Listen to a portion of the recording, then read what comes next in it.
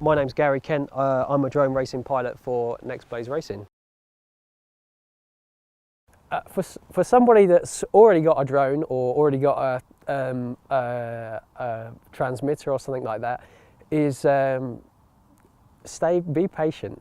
You know, we all, like, even the fastest guys you see videos from, they all started out the same. You know, we all started out, we all crashed, we all broke things. You know, we've all been through the same thing. We've all been through the same. You know, we're just at different ends of the scale at the moment, and eventually you'll get to where you want to be. It may take a lot of patience. It may take a lot of practice, but you will get there. You'll get there in the end. You know, what you put in, you get out, and I truly believe in that. In anything you do, whatever you put in, you will get out. You will gain back from that. So yeah, put in the effort, put in the time. Play the simulator. The simulator definitely helps when you're starting out. You know, you